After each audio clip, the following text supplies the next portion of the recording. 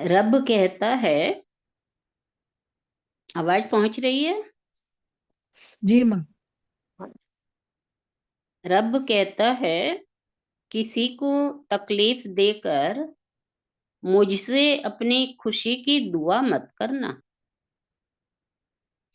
लेकिन अगर किसी को एक पल की भी खुशी दो तो फिर कभी अपनी तकलीफ की फिक्र मत करना।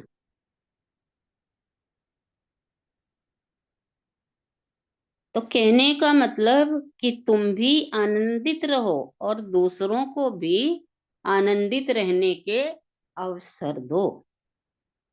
लोग समाज में प्रभावना बांटते हैं, मतलब अपना प्रभाव।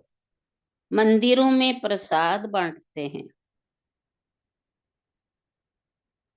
मंदिर में आए हो तो प्रसाद बांटने से कुछ होने वाला नहीं।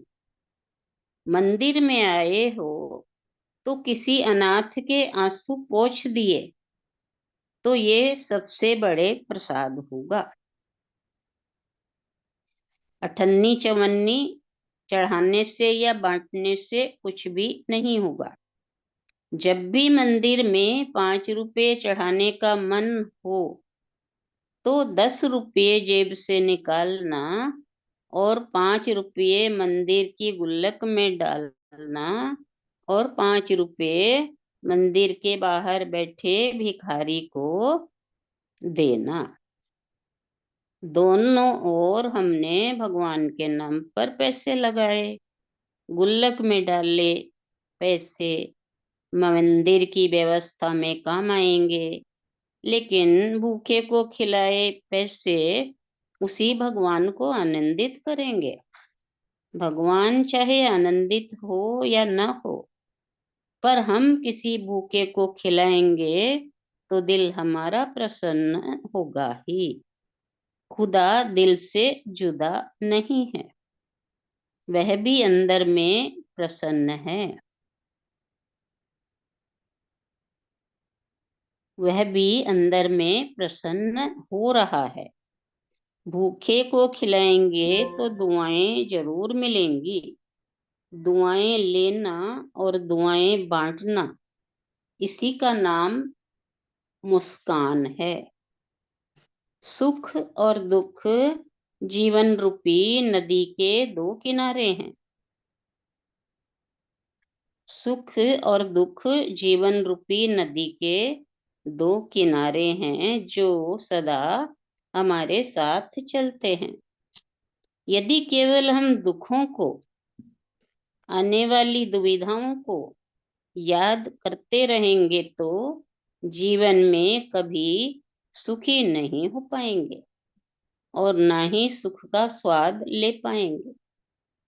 लेकिन जो दुख में भी मुस्कुराना जानता है, दुख में भी प्रसन्न रहना जानता है, विपदा में भी विपरीत न होने की मानसिकता रखता है, उसके जीवन में न उतार है न चढ़ाव। वह उतार चढ़ाव को प्रकृति की व्यवस्था समझता है और दोनों में आनंदित रहता है, सहज सुखी रहता है।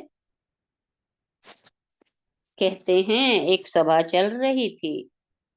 एक कवि ने श्रोताओं को एक चुटकुला सुनाया। श्रोताओं की जोर की हंसी आई। कवि ने फिर वही चुटकुला सुनाया। इस बार श्रोताओं को थोड़ी कम हंसी आई। कवि ने तीसरी बार सुना दिया वही चुटकुला। इस बार किसी को भी नहीं आई हंसी। और एक श्रोता खड़ा हो गया और बोला, कवि महोदय, आप एक ही चुटकुला बार बार क्यों सुना रहे हो? कवि ने कहा, इसके पीछे एक रहस्य है।